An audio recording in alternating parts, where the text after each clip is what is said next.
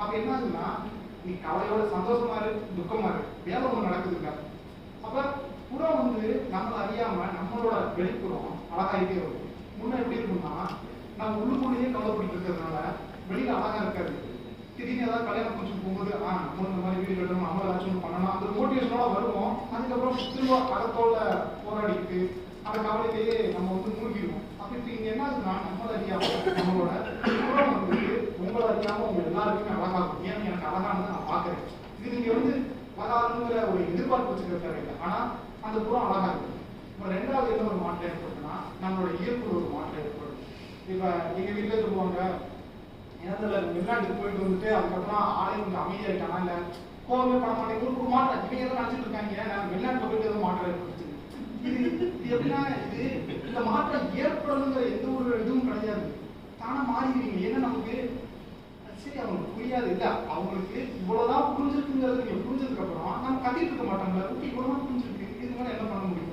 ஐயா சொல்ற மாதிரி அவங்களுக்கு அவங்க வீட்டுல மாற்றம் ஏற்படுது அப்படின்னா அவங்களுக்கு வந்து அந்த புரிய வேண்டியது புரிஞ்சதுனால தேவையில்லாத ஒரு ஆர்குமெண்டோ இல்ல வந்து அவர்ச்சியான ஒரு இதோ நமக்கு இருக்காது. ஸோ இந்த ஒரு மாற்றம் ஏற்படும். நான் ஜஸ்ட் நோட் பண்ணிட்டு வரேன் இருக்காங்கன்னா இதை மிஸ் பண்ணக்கூடாது அப்படின்ட்டு. எனக்கு ஒரு பேசுறதுக்கு ஒரு இது எங்களால் நேற்று போட்டு லெக்சர் கொடுத்துருந்தாங்க, நம்ம என்னமோ பெரிய கொடுக்குறாங்க அப்படின்னு ஒரு ஃபீல் இருந்துச்சு.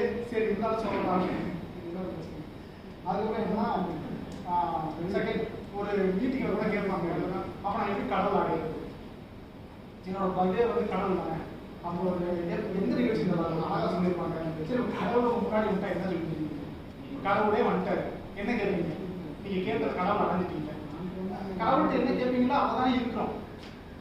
அது ஒரு அழகான கதை சொல்லுவாங்க. ஐயா சொல்லுவாங்களா ஜீவனி சார் சொல்லுவாங்க. ஒருத்தர் வந்துட்டு ஒரு ஞானி வந்துட்டு ட்ரெஸ் தச்சுக்கிட்டு இருக்காரு. அப்போ வந்துட்டு நூல் வந்து வந்துட்டு இருக்கு. அப்போ கடவுள் வந்து பார்த்துட்டு இவ்வளவு நல்லவன், உனக்கு ஏதாச்சும் நம்ம ஹெல்ப் பண்ணணும்னு சொல்லிட்டு அவங்க வந்து உனக்கு ஏதாச்சும் ஒரு வரம் கேளு, நான் உனக்கு இது பண்றேன் அப்படின்னு சொல்லும்போது அது என்னன்னு தெரியல. அது கரெக்டா ஒரு கதை வரும். அந்த எனக்கு மறந்துருச்சு. ஊசி போகுது நூல் அது பாட்டுக்கு பின்னாடி வந்துட்டு இதுல உனக்கு என்ன வேலை இருக்கு, நீ போ நான் பாத்துக்கிறேன் அப்படின்னு சொல்லிட்டு கடவுளை போக சொல்லிட்டு இல்ல ஏதாவது கேளும்பாரு. எப்பயும் நான் அப்படி ஊசியை எடுத்தா நூல் பின்னாடியே வரணும்னு ஆசை. அந்த மாதிரி ஒரு சின்ன அந்த சின்ன சின்ன நுவான்சஸ் தான். அதை வந்துட்டு நல்லா யோசிச்சு பார்க்கும்போது பகவத் ஐயா வந்துட்டு அதை சாராம்சத்தை சொன்னதுக்கு அப்புறம் இங்க இருக்க மிஷன்ல இருக்க எல்லாரும் அவங்களுக்கு வந்துட்டு தன்னோட தாட்ல கூட எதை பார்க்க போதாலும் எப்படி வந்து நமக்கு வந்து இதை வந்து ரிலேட் பண்ணிக்கலாம். கூகுள் மேப் எப்படி நேர போனா உடனே வந்து டக்குனு டேக் டைவர்ஷன் எடுத்து போகுது. ஒரு சின்ன சின்ன எக்ஸாம்பிள் பாருங்க. அவங்க ப்ரிப்பேர் பண்றாங்க. ஓகே